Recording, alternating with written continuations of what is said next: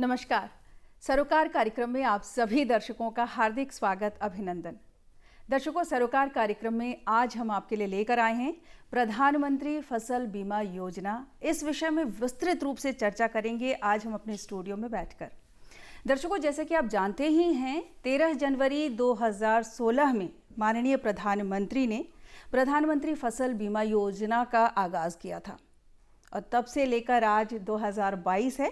तो हम जानने की कोशिश करेंगे कि कितने किसानों को इस योजना से लाभ हुआ है, कितने किसान अभी भी ऐसे हैं जिनको आज भी इस योजना के बारे में बहुत ज़्यादा जानकारी नहीं है। तो हमारी भी समय समय पर कोशिश रहती है कि हम ऐसे मुद्दों को आपके समक्ष लेकर आएं जिससे कि घर बैठे आपको ज़्यादा से ज़्यादा जानकारी हो सके। हमारा आज का विषय है, फिर से बता देती हूँ, प्रधानमंत्री फसल बीमा योजना। और इस विषय में विस्तृत रूप से चर्चा करने के लिए आज हमारे स्टूडियो में हैं मुख्य क्षेत्रीय प्रबंधक कनिका शर्मा शांडिल्य जी। आप agriculture insurance company India limited से आमंत्रित है। मैम, बहुत बहुत स्वागत है स्टूडियो में आपका। मैम, सबसे पहले तो ये कि हमने अभी हाल ही में सुना है कि 31 दिसंबर जो है वो आखिरी लास्ट डेट थी एग्रीकल्चर के लिए ना, जो हम रबी की फसलों की बात करते हैं बीमा के लिए। लेकिन उससे भी पहले मैं ये जानना चाहूँगी आपसे कि 2016 का मैंने जिक्र किया और आज 2022 है, कहाँ से कहाँ तक हम पहुँचे हैं? हम कुछ एक लाख किसानों से, कुछ एक हज़ार किसानों से मैं कहूँगी, अब हम हर साल दर साल करीबन हम 2 लाख किसानों को जोड़ते जा रहे हैं इसमें प्रतिवर्ष। हाँ, प्रतिवर्ष हम 2 लाख किसानों को इस योजना के साथ जोड़ते हैं। लाभान्वित होने वाले की संख्या विस्तृत रूप से देखी जाए तो बहुत अच्छी है। मौसम आधारित फसल बीमा योजना में हमारे क्षेत्र के जितने भी ये उद्यान से रिलेटेड फसलें जो बागवानी भी है, बागवानी कहते हैं, बागवानी से रिलेटेड जितनी भी हमारी फसलें हैं, वो चाहे सेब की हो या माल्टा हो, मौसमी हो, आम हो, लीची हो, से सब्जियां हैं जैसे आलू हो, मटर हैं, इन सब के लिए विस्तृत तौर पे जो बीमा हो रहा है वो बढ़ रहा है। और वो साल दर साल जितने किसान लाभान्वित हो रहे हैं वो बढ़ चढ़ कर इसमें हिस्सा ले रहे हैं, ताकि वो जितने भी मौसम से आधारित उनका नुकसान है वो उनसे बचें और समय के अनुरूप जो भी मौसम से प्रतिकूल उनका नुकसान होता है उसकी एवज़ में उनको हम यहाँ से बेनिफिट मिलता है, मुआवजा मिलता है और उससे वो बढ़ चढ़ कर इसमें भाग ले रहे हैं। जी, अच्छा जी, मैं आपसे ये जानना चाहूँगी, जैसे मैंने अभी कहा कि 31 दिसंबर हमने सुना था कि अंतिम तिथि थी जी, तो उसके बारे में आप बताएं कि क्या 31 दिसंबर को जो है क्लोज़ हो चुका है या अभी भी जो किसान छूटे हुए हैं वो बीमा करवा सकते हैं? प्रधानमंत्री फसल बीमा योजना जो थी वो क्लोज़ हो चुकी है 15 दिसंबर को। अच्छा। और मौसम आधारित फसल बीमा योजना जो है वो क्लोज़ हो चुकी है 31 दिसंबर को। अच्छा, दोनों ही क्लोज़ हो चुकी हैं। और अभी जो मौसम आधारित फसल बीमा योजना में जो जिन किसानों ने बैंकों के थ्रू अपना बीमा करवाया है, केसीसी होल्डर्स हैं, उनका बीमा हुआ है, उन सब का कट चुका है, बीमे की राशि उनके अकाउंट से कट चुकी है और नेशनल पोर्टल पे जा चुकी है। अब उनसे जितनी भी एंट्रीज, उनके जितने भी दस्तावेज़ हैं, डॉक्यूमेंट्स हैं, वो पोर्टल पे जाकर अपलोड हो रहे हैं और उसके लिए 15 दिन का समय बैंक्स को दिया गया है। तो 15 जनवरी तक बैंक्स वो सारी एंट्रीज कंप्लीट करेंगे, जितनी भी कंपाइल होगी और उसके हिसाब से जिन जिन का बीमा हुआ है वो 15 जनवरी तक क्लोज़ हो जाएगा। बट हाँ, किसान अब आगे आकर अपना बीमा, अपनी राशि जमा नहीं करवा सकते हैं। अच्छा। उसके लिए 30 तारीख अंतिम तिथि थी। अच्छा, जो किसान अब छूट चुके हैं, जिन्होंने अभी तक बीमा नहीं करवाया, तो वो अब नहीं करवा सकते? वो अब नहीं करवा सकते। उनको अपनी खरीफ की फसलों के लिए फिर 1 अप्रैल से अपना बीमा करवाना है। मतलब रबी की फसलों के लिए अगर हम करते हैं ये क्लोज हो गया बंद है। हो चुका है। अच्छा, ऐसा आपको लगता है कि हमारे उत्तराखंड की अगर मैं बात करती हूँ तो कितने प्रतिशत किसान ऐसे होंगे जो अभी भी छूटे हुए हैं, जिनको अभी आगे आने की ज़रूरत है? बहुत किसान हैं ऐसे। मैं कहूँगी कि जितने लोग अभी जुड़े हैं उतने ही लोग अभी बाकी हैं जो जुड़ना बाकी हैं, क्योंकि हमारे ऊपर के जितने भी आप पहाड़ी क्षेत्रों की बात करते हैं तो पहाड़ी क्षेत्रों में अभी जुड़ाव कम है। कुछ उसका रीज़न पलायन भी हो सकता है कि लोग कृषि से पलायन किए हैं तो भी नहीं जुड़ पाते हैं, या वहाँ की जो क्षेत्र है वो क्षेत्र बहुत कम है, नालियों में उनका बीमा जो होता है वो बहुत ही कम क्षेत्र होने की वजह से कम क्षेत्रों में उनका बीमा रहता है। जबकि मैदानी भागों में वही जो है वो बहुत विस्तृत है खेती, और वहाँ से बीमा भी अच्छा होके आता है। तो जहाँ पर बीमित, मैं कहूँगी कि बीमित किसानों की संख्या, कृषकों की संख्या दोनों ही जगह जितनी जानकारी जा रही है, जहाँ जहाँ पहुँच रही है, वो लोग भी आगे अपने भाइयों को बताएं, किसान भाइयों को बताएं, ताकि ज़्यादा से ज़्यादा किसान जो हैं इस बीमा योजना का फ़ायदा उठा सकें और योजना के अंतर्गत अपने आप को सेफ कर सकें, सुरक्षित कर सकें। बिल्कुल, जैसे कि उत्तराखंड की बात अगर हम करते हैं तो हम लोगों का बड़ा दुर्गम क्षेत्र है, तो आपको ऐसा लगता है कि प्रचार प्रसार की कमी तो नहीं है? घर घर तक, मतलब हम अगर अंतिम छोर तक भी जाते हैं, पहाड़ों तक भी जाते हैं, तो क्या वहाँ पर लोगों को जानकारी है प्रधानमंत्री फसल बीमा योजना की? माननीय प्रधानमंत्री जी ने अभी जो इस योजना के अंतर्गत खरीफ सीज़न में भी और रबी के सीज़न में भी, दोनों ही सीज़न में एक विस्तृत योजना भारत सरकार की तरफ से बनाई गई थी, जिसके अंतर्गत ज़्यादा से ज़्यादा पब्लिसिटी हो इस योजना की, इसके लिए अतिरिक्त कदम उठाए गए हैं। और उसमें हमने वैन पब्लिसिटी हो गई, और गांव-गांव में जाकर हम लोग बता सकें, ज़्यादा से ज़्यादा किसानों को बता सकें कि इस योजना से किस तरह से वो अपने आप को लाभान्वित कर सकते हैं, उसकी हमने पूरी तरह से कोशिश की है। पिछली बार भी पूरे क्षेत्र में, पूरे स्टेट में कह लीजिए आप, वैन्स ने घूम कर इसके बारे में जानकारी दी है, और इस बार भी रबी के सीज़न में भी, मौसम में भी इसकी पूरी जानकारी दी गई है किसानों को। तो पहुंच रहा है ये जानकारी ज़्यादा से ज़्यादा किसानों तक, इस तरह के कार्यक्रमों के अंतर्गत भी पहुंच रही है। और लगातार इस तरह से नहीं है कि जब रबी की फसल का बीमा चल रहा है तभी तक उसका बीमा पब्लिसिटी किए जाए। अब आगे भी जनवरी में भी, फरवरी में भी, जबकि इसकी क्लोजिंग डेट आप जानते हैं कि 30 दिसंबर को ख़त्म हो चुकी है, और ख़रीफ के लिए अगले 1 अप्रैल से शुरू होगा। तो इस दौरान भी पब्लिसिटी से जितने भी अंतर्गत कार्यक्रम आते हैं वो सभी चलते रहेंगे। किसानों तक हम पहुंचने की ज़्यादा से ज़्यादा कोशिश करेंगे और उनको बताने की कोशिश करेंगे कि किस तरह से हम उन्हें इस योजना के अंतर्गत हम उनके नुकसानों को से उनको बचा सकते हैं, उनको इस योजना से लाभ पहुंचा सकते हैं। बिल्कुल कनिका जी, और हमारा भी उद्देश्य यही है कि दूरदर्शन के माध्यम से, अपने इस कार्यक्रम के माध्यम से हम घर घर तक पहुँचें और जन जन को हम ये बताएं, जो हमारे किसान भाई छूट गए हैं, इस बार वो बीमित अपने खेतों को नहीं कर पाए, तो उनके लिए तो ये है कि वो अब अगली फसल के लिए अपनी तैयारी ज़रूर करें, पहले से ही बीमा के लिए आप अवेयर रहें। और हमारी कोशिश भी यही है कि जो किसान भाई छूट गए, अब तो वो अपने कृषि का, अपने उसका आप बीमा तो नहीं करवा सकते, लेकिन उद्देश्य हमारा इस कार्यक्रम को आपके समक्ष लाने का यही है कि आगे से ऐसा ना हो। अच्छा मैडम, ये बताएं आप कि जैसे हमारे किसान भाई हैं, उनको नहीं पता है कि कैसे हमें बीमा करना है अपने खेतों का, और किस तरह से प्रीमियम जाएगा, क्या सिर्फ ऋण लेने वाले ही किसान इसके लिए नामित होते हैं, या फिर जो गैर ऋणी हैं वो भी जो है प्रीमियम, मतलब इसमें बीमित हो सकते हैं? तो किस तरह से हम आवेदन करें, ये बताएं पहले। तो एक आम किसान है, उसको कुछ भी नहीं पता है। जो हमारे कृषि भाई बहन हैं, उनको मैं दोनों को यही कहूँगी कि अगर आप किसी बैंक से अगर आप लोन ले रहे हैं, तो वहाँ से आपका केसीसी कार्ड बना हुआ है।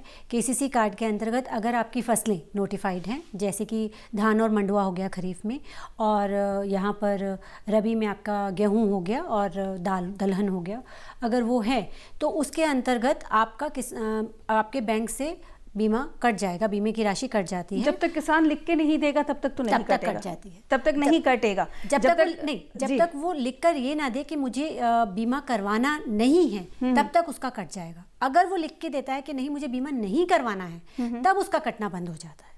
अच्छा, तो ऋण लेने के साथ ही क्या ये बीमा शुरू हो जाता है? जी बिल्कुल, ऋण लेने के साथ ही अगर इच्छुक नहीं है, अगर किसान इच्छुक नहीं है, तो वो लिख कर दे देगा कि मैं ये बीमा नहीं चाहता हूँ, अदरवाइज उसका बीमा उसी वक्त कट जाता है। अच्छा, जैसे ही उसका लोन होता है, साथ साथ उसका बीमे की राशि कट जाती है।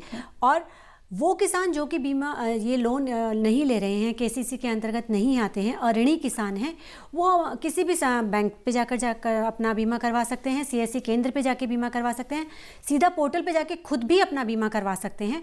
और हमारे पास यानी कि कंपनी जो जिस तरह से यहाँ पर उत्तराखंड में agriculture insurance company of India limited कार्यरत है, और पूरे स्टेट में हम ही लोग प्रधानमंत्री फसल बीमा योजना के लिए कार्य कर रहे हैं, तो हमारे पास आकर भी अपना बीमा करवा सकते हैं। अच्छा, ऑफिस में आकर भी वो करवा सकते हैं। क्या कुछ ऐसा है कि ब्लॉक्स हैं, जैसे हमारे गांव के जो प्रधान हैं, उन तक भी आपने इस योजना का प्रचार प्रसार के लिए उन लोगों को भी किसी तरह से बताया है कि भाई जो आपके गांव में छूटे हैं लोग, इस बार बीमा वो नहीं कर पाए, तो आप खरीफ के लिए वो तैयार हो जाएं, रबी का तो उनका छूट गया है। क्या इस तरह के कार्य भी करते हैं आप लोग? हमारे यहाँ पर जितनी भी गोष्ठियाँ, जितनी भी उद्यान से गोष्ठियाँ होती हैं या कृषि विभाग से जितनी भी गोष्ठियाँ होती हैं, उसमें हम लगातार भाग लेते हैं और उस भाग लेने के अंतर्गत हम लोग किसानों को अवगत करवाते हैं कि इस योजना के अंतर्गत आप कब से कब तक बीमा करवा सकते हैं, किन किन डॉक्यूमेंट्स के साथ आकर आपको बीमा करवाना है और कब तक आपका बीमा होगा और किन किन फसलों के लिए आपका बीमा होगा। अच्छा। और उन फसलों में आपका क्या क्या नुकसान होता है जिसके लिए आपको क्लेम मिलेगा, इन सब की जानकारी उन गोष्ठियों के तहत हम उनको देते हैं। और इसके अलावा हम अपने स्तर पर भी जितना मोबाइल टीम्स जो गांव में रहती हैं या ग्राम पंचायत लेवल पे जितने भी कृषि के हमारे अधिकारी रहते हैं, उनके थ्रू भी हम अच्छा, गांव में अधिकारी रहते हैं तो उनके थ्रू भी हम लोग किसानों तक पहुंचने की पूरी कोशिश करते हैं। जो स्वयं जिसको हम सेल्फ हेल्प ग्रुप्स कहते हैं, उनके थ्रू भी हम लोग जुड़ने की कोशिश करते हैं। हमारे यहाँ की जितनी भी संस्थाएं हैं जो अब FPO की जो योजना माननीय प्रधानमंत्री जी ने शुरू की है, उनके थ्रू भी हम किसानों से जुड़ रहे हैं ताकि ज़्यादा से ज़्यादा किसानों को इस स्कीम के अंतर्गत पंजीकृत किया जा सके और उनको इसका लाभ दिया। अच्छा, प्रीमियम का निर्धारण कौन करता है? प्रीमियम का निर्धारण स्कीम के अंतर्गत हो रखा है। खरीफ और रबी में हम 2 और 1.5% के हिसाब से किसान से बीमित राशि लेते हैं प्रति हेक्टेयर। और उद्यान की जो फसलें हैं उसमें हम 5% की राशि उनसे लेते हैं। बाकी का जो कंट्रीब्यूशन है वो सेंट्रल गवर्नमेंट और स्टेट गवर्नमेंट अपनी तरफ से देती है। किसान को महज 2%, 1.5% ही देना होता है कृषि की फसलों में, और उद्यान की फसलों में 5% देना होता है। रबी की फसलों के लिए कितना बताया अभी? 1.5% और खरीफ की फसलों के लिए 2% है। अच्छा, खरीफ की फसलों की जो बीमा है वो शुरू होगा अप्रैल से, और रबी की फसल के लिए तो बीमा जो है वो क्लोज हो चुका है, लेकिन जो हमारे किसान भाई छूट गए हैं वो आगे जो खरीफ की फसल के लिए बीमा होने वाला है उसके लिए आप तैयार रहें। और इस बार जैसे कि उनसे छूट गया है तो अब इसके लिए तो कुछ नहीं कर सकते, या किसी तरह का कोई प्रावधान है कि हम जो छूट गए किसान अगर वो चाहे बीमा लेना तो हो सकता है क्या? रबी के लिए अभी नहीं हो सकता है। अच्छा, हाँ, खरीफ के लिए उसको पहले से ही 1 अप्रैल से लेके 15 अक्टूबर तक वो अपना बीमा करवा सकते हैं। अच्छा कनिका जी, कोई टोल फ्री नंबर है जिन नंबरों के माध्यम से किसान जो है अपनी समस्या आप तक पहुंचा सकें या बीमा के बारे में उनको पता करना है तो वो कर सकें? इसके लिए हमने एग्रीकल्चर इंश्योरेंस कंपनी ने स्टेट के लिए ही एक स्पेसिफिक नंबर हायर किया हुआ है। अच्छा। मैं चाहूँगी कि आप वो हाईलाइट कर दें। वो नंबर है 1800 120 7515। तो ये नंबर है, टोल फ्री नंबर है ये, और इन नंबरों के माध्यम से जो है आप अपनी किसी भी तरह की समस्या को बीमा से संबंधित समस्या को जो भी आप जानकारी जा चाहते हैं, कुछ किसी भी तरह की आपको जानकारी चाहिए तो आप टोल फ्री नंबर पर संपर्क कर सकते हैं। अच्छा मैडम, अब ये बताएं हमें कि जैसे कि आपने कहा गैर ऋणी जो जिन्होंने ऋण नहीं ले रखा है उनके लिए, और जो ऋण जिन्होंने ले रखा है, क्या प्रीमियम सबके लिए एक समान है जी या सबके लिए अलग अलग है? नहीं, दोनों ही कृषकों के लिए, चाहे वो ऋणी हो या अऋणी हो, बीमित की राशि, जो बीमा की राशि है वो एक ही है। अच्छा। हाँ, ये फसलों के आधार पर अलग अलग हो सकती है। आम के लिए अलग हो सकती है, लीची के लिए अलग हो सकती है। अच्छा। सेब के लिए अलग हो सकती है, धान और मंडुआ के लिए अलग अलग हो सकती है, इसी तरह से गेहूं के लिए अलग हो सकती है, दलहन के लिए अलग हो सकती है। अच्छा, बीमा कौन कौन से उसमें कवर करता है ये? जैसे कि हम कहें कि मौसम से संबंधित अगर किसी तरह की कोई क्षति हो जाती है, नुकसान हो जाता है, तो क्या तब हमें कवर मिलता है? हमने ये सुना है कि पहाड़ों में तो जंगली जानवरों से जो है बहुत ज़्यादा खेतों में नुकसान होता है, क्या जंगली जानवरों से होने वाले नुकसान को भी बीमित किया गया है? प्राकृतिक आपदा से जो भी नुकसान किसान को होता है, और वो बुआई से लेकर कटाई तक, मैं अगर आपको विस्तृत इसके बारे में जानकारी दूं तो अगर वो बुआई कर रहा है, सूखे की मार पड़ गई या अतिरिक्त बारिश हो गई तो उसका जर्मिनेशन ही नहीं हो पाया, तो वहाँ भी उसको मिलता है, उसको वहाँ पर भी किसान को उसकी नुकसान की भरपाई होती है। और अगर किसी तरह के बीज डाले और वो अंकुरित ही नहीं, जर्मिनेशन ही नहीं हो पाता, अंकुरित ही नहीं हो पाते हैं, तब भी उसको नुकसान की भरपाई दी जाती है। इसके बाद वो अंकुरित हो जाते हैं, पर प्राकृतिक आपदा की वजह से, बीमारी लगने की वजह से उसकी उपज जो है वो उतनी नहीं हो पाती है, जो कि ये सब नहीं होते तब होती, तो भी उसको मुआवजा मिलता है। उसने अच्छा, कटाई उपज का निर्धारण कैसे किया जाता है? क्रॉप कटिंग एक्सपेरिमेंट्स के बेसिस पे एक गारंटेड यील्ड उपज उत्पादन की रख दी जाती है। अगर उससे आपका कम उत्पादन होता है तो आपको उसका मुआवजा दिया जाता है। अच्छा, ये होता है। अगर आपने फसल काट कर सुखाने के लिए खेत में बिछा रखी है, उसी वक्त बहुत ज़्यादा बारिश हो जाती है, ओला पड़ जाता है, सड़ जाती है जिससे फसल, उसमें भी आप किसान के नुकसान की भरपाई की जाती है। आगजनी में भी क्या? आगजनी में जो आग प्राकृतिक बिजली गिरने से हो जाती है, आग लगती है, नुकसान होता है किसान का, उसकी भरपाई की जाती है। कीटों से, बीमारी से जो भी नुकसान किसान की फसल को होता है, उसका उत्पादन कम हो जाता है, उसकी भरपाई किया जाता है इस योजना के अंदर। फिर आपने कहा कि ये जंगली जानवरों से होने वाले नुकसान के लिए अभी हमारे माननीय कृषि मंत्री जी ने भी सेंटर में ये रिक्वेस्ट दिया था कि इस तरह की जो है नुकसान यहाँ पर पहाड़ी क्षेत्रों में बहुत ज़्यादा हो रहे हैं, तो उसके लिए अंडर कंसिडरेशन है, हम ये लोग कह सकते हैं कि जैसे ही वो चीज़ सेंटर से कंसिडर होती है और स्टेट उसको सब्सिडी के लिए एग्री करते हैं, तो वो चीज़ भी इसमें कवर हो सकती है। अच्छा, जंगली जानवरों के लिए तो जैसे मैंने ये भी सुना था कि वन विभाग भी किसी तरह से उनकी मदद करता है। किस तरह से होता है? उनकी एक अपनी योजना है जिसके अंदर वो लाभान्वित करते हैं उन क्षेत्रों में जहाँ पर जंगली जानवरों के वजह से फसलों को नुकसान होता है। अच्छा, उसके लिए मतलब बीमा लेकिन नहीं है, बीमा का प्रावधान नहीं है, लेकिन अगर वन विभाग में अगर हम शिकायत दर्ज कराते हैं कि हमारी जो फसल है जंगली जानवरों की वजह से नुकसान हमें हो गया है, हमारी फसलों को नुकसान है, तो जो वन विभाग है वो उसकी सुनवाई करता है और उसमें वहाँ पर नुकसान जो होता है उसकी भरपाई की जाती है। मैम, वन विभाग की तरफ से एक स्कीम है जिसके अंतर्गत अगर एक पर्टिकुलर परसेंटेज का नुकसान होती है फसलों का, तो वहाँ से भरपाई की जाती है। अच्छा मैम, मैं ये जानना चाह रही थी, जैसे कि कोई किसान है, उसने बीमा अपने करवा लिया है फसल का, और जैसे अगर मैं गेहूं की बात करती हूँ तो हमारे बहुत सारे किसान भाई ऐसे हैं जो गेहूं के साथ साथ कोई अन्य फसल भी लगा देते हैं। अगर सरसों की बात करती हूँ तो सरसों भी लगा दी जाती है। तो अब उसमें क्या, जैसे हमने तो गेहूं के लिए बीमा करवाया है, तो दोनों फसल का जो है अगर नुकसान हो जाता है तो उसमें बीमित हैं वो भी? देखिए, जो नोटिफाइड हमारी जो क्रॉप्स हैं या जो फसलें हैं वो हैं गेहूं और दलहन, मैंने आपको बताया रबी में, और खरीफ में मंडुआ और धान। इनके अलावा जो नोटिफाइड नहीं हैं उसके लिए अभी में बीमा अभी अवेलेबल नहीं है, उसका बीमा नहीं किया जा सकता है। इसी तरह से अगर सपोज़ कर लीजिए उसके खेत में उसने 2 तरह की फसलें, 1 एकड़ का उसका खेत है, उसने धान भी बोया है और उसने गन्ना भी लगा दिया है, तो गन्ने के लिए उसको नहीं मिलेगा। हम ये मानकर चलते हैं कि अगर उसने आधे खेत में अपने धान लगाया है तो धान के लिए उसको बीमा की योजना में वो अपने आप को पंजीकृत करवा सकता है।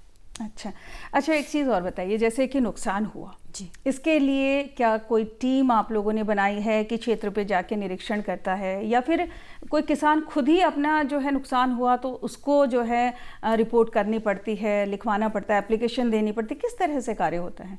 मैम, अगर जैसे हम लोग मौसम आधारित फसल बीमा योजना में मैं सेब की फसल की बात करती हूँ। सेब की फसल के ऊपर अगर ओला गिर जाता है तो किसान 72 घंटे के अंदर हमें अपनी शिकायत पहुंचा सकता है कि उसको इस तरह से नुकसान हुआ है, और उसमें हमारी अपनी टीम जो गठित होती हैं, सरकार की तरफ से एक कमेटी गठित है जिसमें उद्यान के कर्मचारी भी होते हैं और हमारी तरफ से भी होता है, और खुद किसान भी उसको विटनेस करता है। वो कमेटी जाकर वहाँ पर विज़िट करती है और उसके नुकसान का आंकलन करती है, कितना नुकसान हुआ है परसेंटेज में, उस हिसाब से उसको भरपाई किया जाता है। इसी तरह से कृषि में भी अगर जैसे मैंने आपको बताया कि उसने अपनी फसल काट कर बिछा रखी है और उसके ऊपर गिर जाता है ओला, तो वहाँ पर भी वो अगर पानी भर जाता है या ओला गिर जाता है जिससे उसकी फसल का नुकसान होता है और वो हमें शिकायत पहुँचाता है 72 घंटे के अंदर, तो उसका आंकलन हमारी सर्वे टीम इसी तरह से करती है, जो कि सरकार की तरफ से एक कमेटी गठित है, और उसका आंकलन करने के बाद उसकी भरपाई की जाती है। अच्छा कनिका जी, आपको याद होगा जब आप पिछली बार हमारे कार्यक्रम में आई थी तब एक हमारे साथ किसान भाई भी थे। उन्होंने आपसे ये शिकायत की थी कि उनका सेब का उद्यान है अपना और उसमें उनको लॉस हुआ था, नुकसान हुआ था, है ना। तो लेकिन उनका जो प्रीमियम था वो तो कट ही रहा था, बट उनको जो नुकसान का जो क्षतिपूर्ति उनको मिलनी चाहिए थी वो नहीं मिली थी। और इस तरह की शिकायत, वो तो हमारे पास एक किसान भाई आ गए थे तो उनकी शिकायत जो है हमने सुन ली। इस तरह हमारे बहुत सारे किसान भाई होंगे जो घर पर बैठे हमारे इस कार्यक्रम को देख रहे होंगे, उनको ये लग रहा होगा कि हाँ हमारे खेतों में भी नुकसान हुआ था लेकिन आज तक हमें जो है राशि नहीं मिली है। तो ये आप बताएं इसके बारे में कि किस तरह से हमारे किसान भाइयों को लाभ होगा, किस तरह से अगर नुकसान हुआ है तो भरपाई ज़रूरी है। जी जी, देखिए मैं छोटा सा एक आपको आंकलन जो हमारा है वो ये है कि पिछले साल करीबन 1 लाख किसानों को 150 करोड़ रुपया बटा है उत्तराखंड क्षेत्र में ही। अच्छा, 150 करोड़ बटा है दोनों स्कीम्स के अंडर। बेशक वो कृषि प्रधानमंत्री कृषि योजना हो या मौसम आधारित फसल बीमा योजना हो, दोनों के अंतर्गत 150 करोड़ का। जो आपके यहाँ पर पिछली बार किसान आए थे उन्होंने अब की बार हमारे माननीय कृषि मंत्री जी के हाथों से ही उनको मुआवजे की राशि मिली, क्योंकि जब वो आपके पास आए थे तो उन्होंने प्रीमियम दिया हुआ था और अभी उसी का क्लेम जब बटा है तो उन्हीं के हाथों से उनको क्लेम की राशि मिली और काफ़ी बढ़ चढ़ कर अब की बार उन्होंने दोबारा अपना बीमा करवाया है और हमारे ऑफिस से आके ही करवाया है। तो किसानों को मौसम आधारित फसल बीमा योजना में बहुत अच्छा क्लेम एग्रीकल्चर इंश्योरेंस कंपनी जो है वो देहरादून, हरिद्वार और टिहरी में अभी हमारी कंपनी ने 45 करोड़ रुपया बांटा है पिछले सीज़न में। तो किसान खुश है इस स्कीम से मिलने वाले क्षतिपूर्ति की राशि से। कनिका जी, एक केस की जैसे हम बात करें, वो तो हमारे प्रोग्राम में आ गए थे तो इस तरह से पता चल गया कि हाँ भाई इनको अभी तक इनकी मुआवजा राशि नहीं मिली है, लेकिन ऐसे बहुत सारे किसान होंगे जिनको कि मुआवजा राशि आज तक नहीं मिली है। तो आप लोगों की कोई टीम ऐसे गठित है जो इस तरह से मॉनिटर करती है कि हाँ आज भी ये किसान छूटे हुए हैं, इनका नुकसान, मतलब, या फिर चक्कर ही काटता रहेगा किसान? नहीं, इसमें देखिए सरकार की जो योजनाएं हैं वो अब उसमें बहुत सारी ट्रांसपेरेंसी आ चुकी है। पहले की तरह नहीं है कि किसान का चक्कर काटेगा तो उसका बीमा की राशि उसको मिलेगी। अब होस्ट टू होस्ट, यानी कि कंपनी से सीधा पैसा, आधार के से कनेक्टेड हैं बैंक अकाउंट्स, तो सीधा पैसा बैंक जो है किसान के खाते में जाता है। अच्छा, तो अब होस्ट टू होस्ट होने के बाद ये फैसिलिटी हो गई है कि किसान को कहीं पर भी जाने की ज़रूरत नहीं है।